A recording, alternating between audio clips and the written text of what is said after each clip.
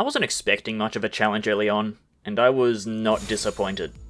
It took a little over 3 hours to finish the Prologue, Canto I, and Canto II, which included glossing over the story as I went to see if there was anything I'd missed or forgotten about since I started 2 years ago.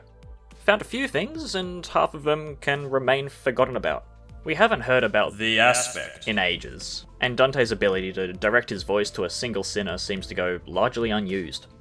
Other than that, the Prologue might have the most unique gameplay in all of Limbus, because it's just a hardcore aim training exercise of getting Faust to shut up.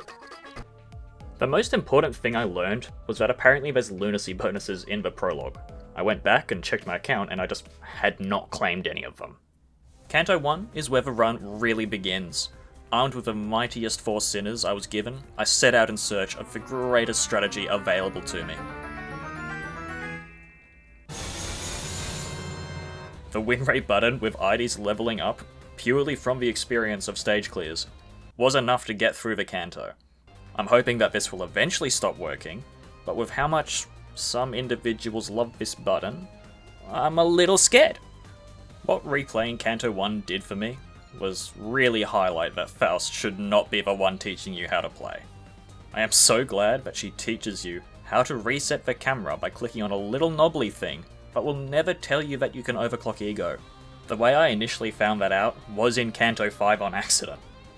Speaking of accidents, Honglu must have infinite siblings because apparently there was another one that turned up back here. I don't remember if he's shown up since then, but at least I'll understand that this guy was pre-established when he returns in a month. And finally, we get to Canto II. Canto II is where the run really begins. Armed with the mightiest 5 sinners I was given, I set out in search of the greatest strategy available to me. It at least got to the point where I used a few tickets, but not much has changed here. Story-wise, we get Los Mariachis swirling Canto VII, an ideal joke, we meet Sonia and we get a first glimpse of the Eurydice. We get the boss animation, which makes me realise that it didn't appear in Canto I. I first thought it was because we didn't get the bow, but it appears later on, so I'm sure someone smarter than me already knows why. Overall, the challenge has hardly existed up until this point. The biggest challenge I face now is that all the base IDs are Uptie 3, which means that they've unlocked their support passive, which means that I need to pull for other IDs, which needs lunacy. So after spending exactly 1 lunacy, don't ask how, I failed to get an ID for Ryoshu or Honglu.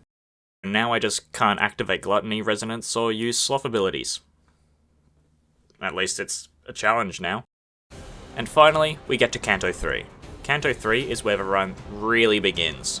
Armed with the mightiest 10 sinners I was given,